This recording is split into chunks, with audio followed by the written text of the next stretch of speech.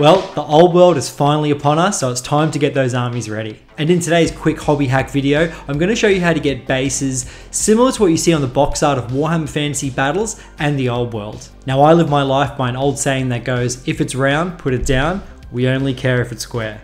So once you've thrown out that dirty round base, you're ready to go. And what you'll need to create these bases are fine sand, PVA glue, Carrick Stone by Citadel, Agrax Earthshade by Citadel, Ushanti Bone, but you can use bone white as well, an old brush for the PVA glue, blue tack or poster putty, gaming grass, and just some tweezers. First up, put a good coat of PVA glue all over the base, being careful not to get any on the model.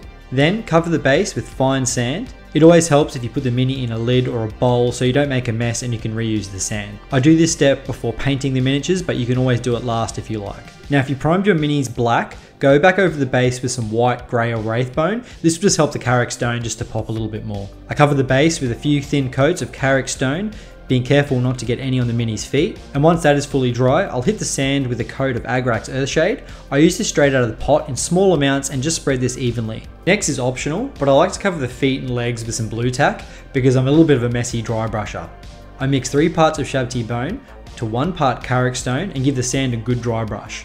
Don't go too heavy with this, just do a little bit, check it out, and if it needs a little bit more, just hit it again. And now for the fun part, using that old brush again, put a good dollop of PVA glue anywhere you want some grass. Get your tweezers and grab a good amount of grass and plop it on the PVA glue. Be careful, this stuff gets everywhere. I use Army Painter Battlefield Grass.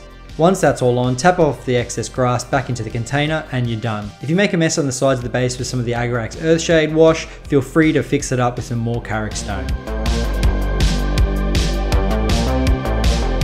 Thanks so much for watching, my dudes, I really appreciate it. Good luck with creating those armies for the old world. Make sure you hit the like and subscribe button and I'll see you all next time. Cheers.